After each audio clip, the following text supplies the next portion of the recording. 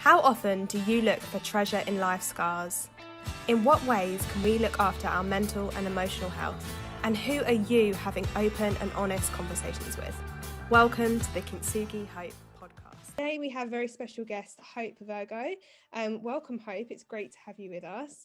Hope, would you mind introducing yourself to our lovely listeners? Yeah, of course. Thanks so much for having me on today. So my name's Hope Virgo, and I am an author and mental health campaigner. So I spend the majority of my time in schools, in hospitals and universities, running workshops on eating disorders, body image, mental health. And then the other part of my time is spent irritating the government. So kind of doing a lot of campaigning work, getting them to focus more on eating disorders, diagnosis, and making sure that when people do present with eating disorders or disordered eating, there is some support available for them so they can access treatment in the right way. And I've been doing it probably for about 4 years, which, yeah, I absolutely love what I do. I feel very lucky to do what I do, actually. That's great. And why do you do what you do? I guess is a good question to ask next. Uh, I I've had my own experience of living with an eating disorder. So I first developed anorexia when I was about 12, 13 years old. Um, and it just completely took over my life for the next 4 years. I lied a lot, I rebelled quite a bit, hid it from everyone around me. And I think for me, like after, even when I went into treatment that first time, I was always really passionate about helping people and trying to make people understand about eating disorders. I think there was back then, kind of 12 years ago, a huge amount of stigma wrapped up in eating disorders, a lot of shame, a lot of kind of just, yeah, that lack of understanding. And when I relapsed back in 2016, I actually realized that a lot of those issues are still current today. Mm. And so when I came through my relapse, I decided that I had to speak up about it, that I had to do something on it. And yeah, so kind of just started from there, really wrote a book, and then just started trying to push for that change. So pushing a lot around education, so making sure people do understand about eating disorders and what they're like. And also a big thing for me is actually just making sure that people know that they're not alone in what they're struggling with. I think so often with eating disorders, people kind of hit these points where they kind of plateau, and then you have to like push yourself a little bit further. And definitely in my experience, I have had those moments where I've settled and not really pushed myself. And I think particularly from like a faith perspective as well, like I've never had that instantaneous kind of healing. Mm. And I feel like quite often when we talk about God and we talk about eating disorders, there is still a lack of understanding. There's all the shame again within that. And a lot of people are looking for that really kind of quick fix. And I'm like, it's not always like that. Like this stuff takes time, and it's okay if it takes time, but we need to make sure that we're just pushing ourselves every day and we're not settling at maybe where we are. That's great. What do you think the root of eating disorders is? Would you say that it lies within perfectionism, or is it, I guess it's different for everybody, but yeah, I wanted to touch on perfectionism. Do you think that that has anything to do with the root of eating disorders? Yeah, so I guess the first thing is, like you said, like eating disorders affect everyone so differently, and they're normally brought on very differently. So kind of whether it's a trauma issue, I think 70% of people who have an eating disorder have been through some kind of trauma. And Wow. that isn't just, I think in that point, it's really important to remember that trauma isn't the massive things necessarily, like being Yeah. involved in a volcano, I don't know, being in a car crash, being in abuse, but it could be anything that has a traumatic, feels traumatic for that individual.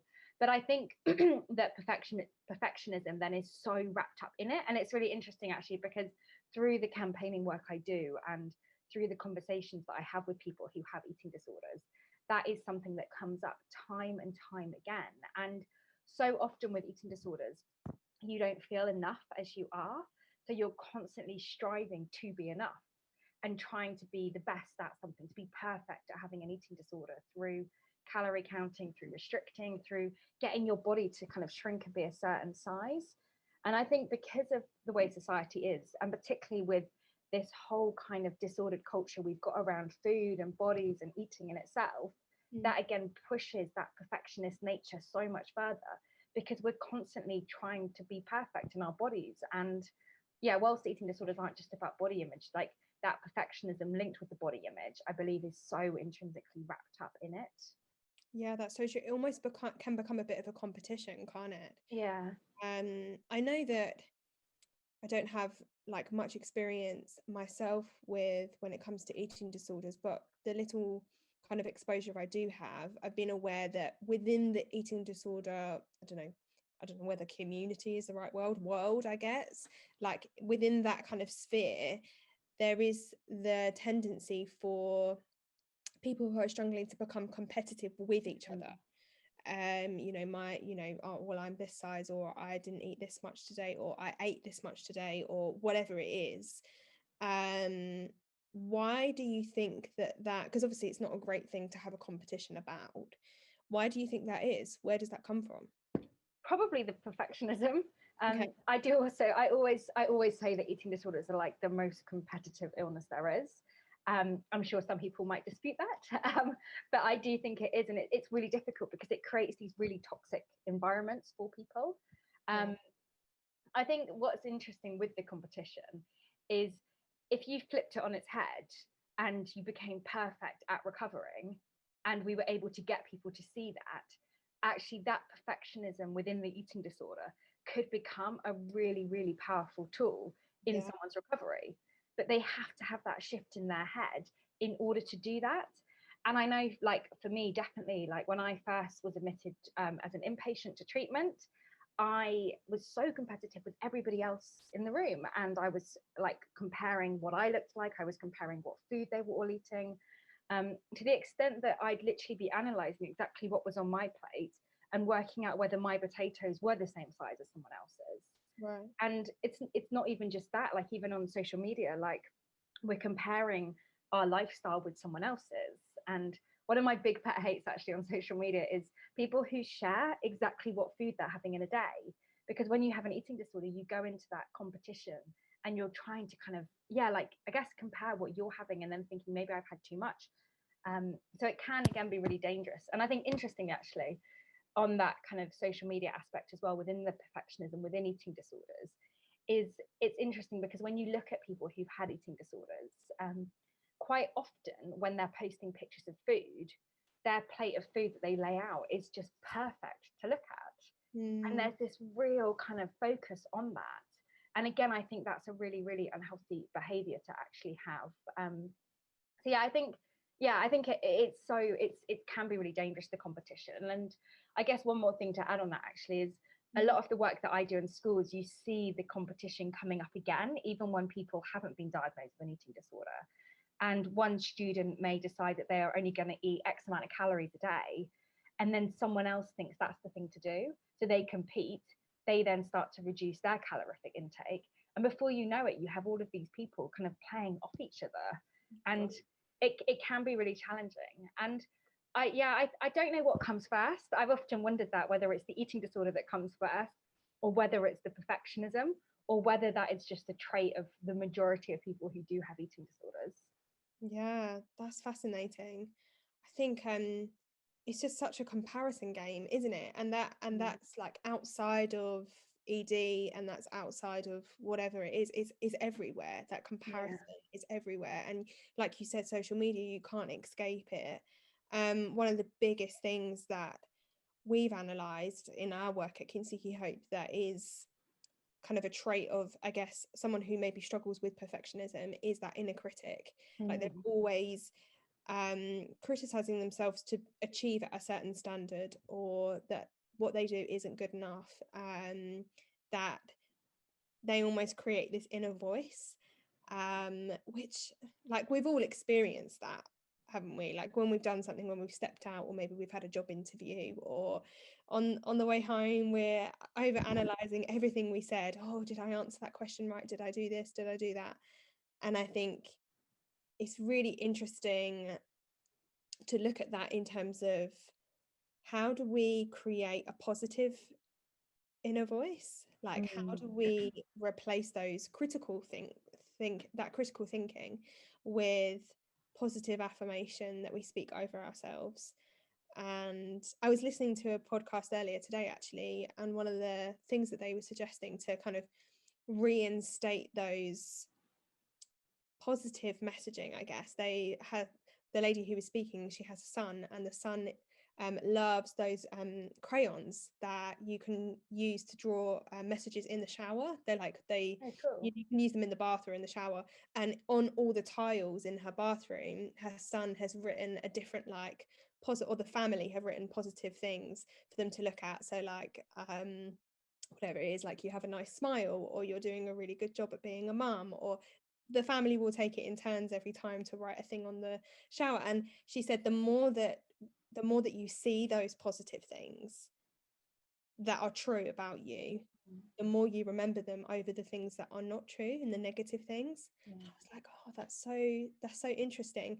Have you ever experienced anything like that in terms of your inner critic? Like, is your inner critic very, very vocal in your life? Like, Yeah, it's pretty bad. To the extent actually that even this week, I can't remember. It must have been like Tuesday morning. Yeah, probably maybe Tuesday morning. I literally, it was so loud, and I was like, oh, this is so annoying, and oh, it was awful. And so something I'm trying to do at the moment, and I do have a very, very critical voice in my head, even to the extent I know when we've done some stuff together before, like I'd leave those things and then I'd kind of email you and want that instant reassurance. I'm like, is it okay? Like, was it what you wanted? And even like probably after this, I'll be like, oh, I don't know if it was kind of what they needed, and I get it all the time. And I think for me, it's a mixture of kind of feeling like, yeah, I'm not good enough at what I do. So that kind of whole imposter syndrome is one strand of it, and then also that kind of body aspect is another like strand of it as well. So not feeling good enough in that, worrying a little bit about that. And also I guess at the moment I'm kind of stepping up my recovery with my eating disorder quite a bit, and really kind of pushing myself to make that full recovery. But at the same time kind of battling with those feelings of feeling really guilty that I've settled for so long. So I think juggling all of that. So over the last couple of weeks, I've been trying to, and I'd say I'm not great at it, but I'm getting better. And I'm now thinking I'm probably going to buy myself some of those crayons so that I can do that in my flat. But I made a list about 3 weeks ago of all the things that I felt about myself. So, like that I felt really ugly, that I feel like my body's really horrible, that I'm rubbish at my job, that I'm bad at campaigning, like this huge list. I'm not going to go into details about the list, but this literally massive list of things on one side of a piece of paper. And then I drew a line down the middle of the paper, and then I counteracted every single one of those thoughts. wow. And it was really challenging to do, and I felt really uncomfortable doing it. But as I started to do it, I was like, do you know what, actually, like this is okay, like I can do this. And I remember even like on Tuesday when I was then stood having a shower, and I kind of looked down at my body, and immediately I went into that really critical thing, kind of analyzing, and was like, and then I was kind of like, what am I doing? So I kind of stopped it, and just said really loudly in the shower, I'm beautiful, I'm enough, it's okay. And I didn't 100% believe it, but I think just by starting to interrupt that trail of thought, actually you gradually just start to be okay with yourself, but also you challenge that critic as well, and you start to feel just more like, yeah, I guess that you are enough the way you are. But I think it's really hard, and I think it's even harder nowadays because everything is on social media. We have events that you get all this pressure on. And I know for me, actually, so I'm getting married this year, and there's this whole pressure on the wedding and the comparison with other people's weddings. And do you know what? Like, it doesn't even matter. Like, that's the annoying thing with your inner critic, isn't it? It's like, actually, in the grand scheme of things, none of these things matter. No one else will realize. Like, no one else will realize that I just stumbled over my words. But I know for me, in like an hour's time, I'll be going over and over it, being like, oh, what have I just done? Like, what? This is ridiculous. But it's that voice, isn't it? And we have to find a way to, I guess, challenge it. And yeah, I do think that the more we do challenge it, the easier it then gets. Absolutely. Do you think then, I saw something else on social media this week, which was rather than telling your kids you are so proud of them, tell them or say you should be so proud of yourself. So when they've accomplished something, which then reinstills that message of self, I guess, not always relying on other people's affirmation Yeah. for your self-esteem. And I was like, oh, that's really interesting.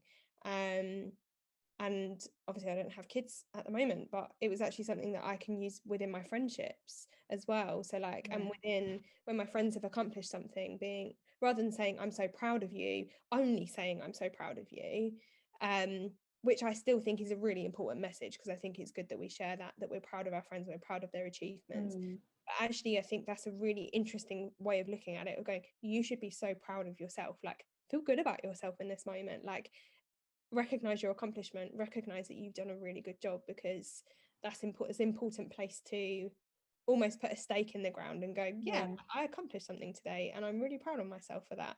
Do you know what? I love that. And I think something else on that is yeah, kind of not just the affirmations, but not relying on people to do that stuff you want to do. Like if you want to have a bunch of flowers in your house, don't wait for someone else to go and buy it. Buy yeah, yourself them. Like do those little kind of things.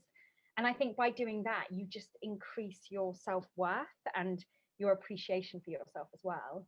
absolutely, yeah. And that's something I've been doing recently, actually, like rather than expecting my husband to suddenly like pop through the front door, and occasionally he does, but sometimes I'm like, you know what, it's daffodil season, I love daffodils, like, so I've gone out and bought myself a bunch of daffodils because they Very bring me nice. joy. So like it's that kind of, it's acknowledging that your opinion matters, and like actually listening to that voice that you've got inside your head, not just when it's negative, listening to it when it's got something to say to you that's important. I think that's Yeah. really, really great. So Hope, you've written a book. You briefly mentioned it earlier. What's it called and what's it about? So it's called Stand Tall Little Girl. And it's basically like my whole journey of being in recovery from an eating disorder. Okay. So starting off kind of when I was a child, when things really began, and my mum writes a little bit at the start of it as well, kind of talking about it from a parental perspective, about how she supported it, what her kind of mistakes were, what the good things were, things like that. Um, I then talk at length about hospital treatment and what it was like being in hospital, um, and then go on to talk about actually kind of that whole journey then of recovery, and particularly focusing on actually what it's like to campaign in this area while still being in that space of recovery. Okay. Um, yeah, and I guess on that, like I think it's the way the book's written. I kind of hope that it's a kind of a bit like a, I guess like a, I guess like a motivational book for people who are in that recovery journey, but also as a bit of an educational piece for parents or carers or people who just want to find out more as well. That's great. Is it almost, did you write it from the perspective of what you wished you'd almost known when you were younger and when you were struggling and when you were admitted into hospital? Is there part of it that reflects on, I guess, almost what you would have said to yourself from now, if you were to tell yourself a message now? Was it written from that perspective at all?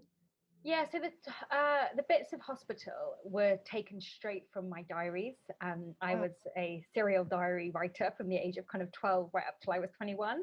And yes, a lot of it was taken from those sections. But there's bits in it, particularly when I get towards the end of the book, which is reflecting back. Interestingly, I've got another book coming out soon, which is written with a psychiatrist. And that is the book that I wish that I'd had when I left treatment. So kind of empowering people to take that next step in recovery. what what is that message that you wish you had when you were in treatment? So it's just about not settling. So I Right. think so often with eating disorders, like I mentioned, I think earlier, like we settle in this place and then you have to challenge yourself. And particularly, and I guess actually this probably links back to being a bit of a perfectionist as well, is when you have an eating disorder and you're in recovery from anorexia particularly, you will have to get your weight to a certain BMI. Whether you're in treatment or not in treatment, you still have to get your weight within this kind of perimeter. Right. And for people who haven't had eating disorders, they will be okay with their weight maybe yo-yoing every now and again across kind of like, I don't know, 5 to 10 kilograms throughout a day, throughout a week, throughout a month, whatever. But when you have an eating disorder, you get told to get to this set BMI, and then you get fixated on just being that BMI. So you don't allow yourself to go any higher than it or to go any lower than it, but you just focus on that pinpoint. And so part of the book is actually around how we can get to that space where you get rid of all your clothes that maybe you had when you had an eating disorder, so you cannot go back to that and be triggered back into that illness.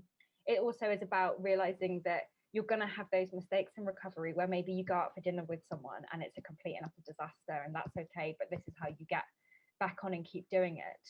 And talks a lot about how to kind of deal with that discomfort. I think it's hard in recovery from an eating disorder because you sit with a lot of uncomfortable feelings and your body changes, and to you, you've got this ideal in your head about what a perfect body looks like, and you're probably not going to be that shape when you finished your whole journey of recovery, but actually kind of embracing that new shape and dismantling the fears around that and what that means.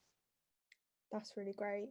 You briefly touched on it there, but I know that Dump the Scales, the campaign that you're advocating for and championing, is all around us coming away from BMI being how we measure weight, and whether you are struggling within an eating disorder, like, because it's so constricting, isn't it? It doesn't allow, like, your weight doesn't define whether you're struggling with an eating disorder. How have you found that process of campaigning for that? Because I've been following you a little bit on social media, and I'd encourage anybody listening to go check it out, Dump the Scales. But how have you found that? Has that been a frustrating process? Yeah, and it probably explains why I always look really tired. Yeah, it is frustrating, and I think one of the reasons it's frustrating is with eating disorders, there's just not enough data out there. Right. So every single mental health trust will record different amounts of data. No one will admit to turning someone away because they're not in kind of a low BMI, but the evidence kind of from people who send me letters, things like that, it is so clear. And actually, interestingly, earlier this week, I was going through some freedom of informations. So I'd kind of FOI'd every single mental health trust across the whole of the UK, and looking at some of their figures. Firstly, the data they record is also different, but then secondly, it's highlighting the amount of people that go into treatment, get refed, then get discharged, and they relapse kind of within 3-4 months afterwards. And the rates in some areas are kind of like 63% higher than that. And you're just like, this is ridiculous.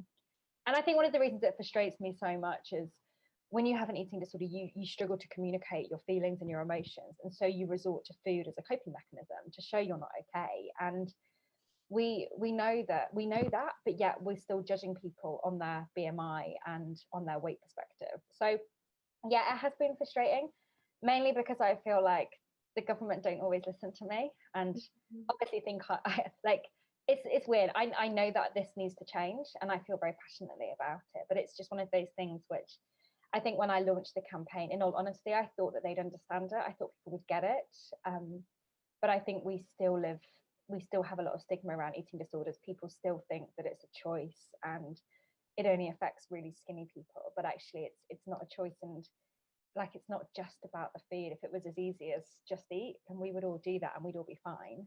Yeah, exactly. I think it's so interesting, isn't it? Like with mental health issues as well, we have this sentence, oh, just share how you're feeling, or maybe just go to the doctors and get some medication, or and just get over it. Or just do a little bit more exercise, or eat, have some chocolate, that'll make you feel better. Or we have these quick fix solutions, and we're talking about really complex issues, and I don't know why, but we have this weird kind of reasoning within ourselves that we just need to offer a quick fix. Yeah. Like, but it's like I said, we're talking about really complex, and we're also talking about human beings.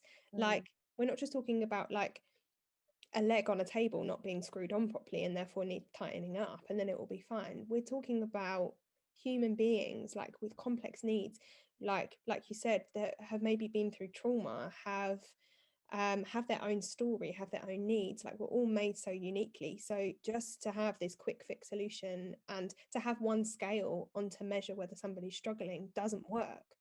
We need a bit more of a holistic way of looking at these complex issues. So be encouraged, because I think what you're doing is really, really worthwhile, and I know it must be so frustrating, but anything worthwhile takes time. Yeah. So No, and it does, and I think I'm not going to stop until it changes. And I think you're right. Like, it is, we do look at just the way it's. We don't take a holistic approach, and it is really is funny is not the right word, but it's kind of a bit of a joke how whenever we even look at someone who's overweight, we assume they're eating too much, but actually they might have binge eating disorder. But yet we then tell them to go on a diet or to exercise more, and you're just like, it's not that yeah. straightforward. And I remember actually when I went on medication, when I relapsed, they kept, one of the things they said to me was like, get out and about more. And I'm like, I've struggled with obsessive exercise in the past.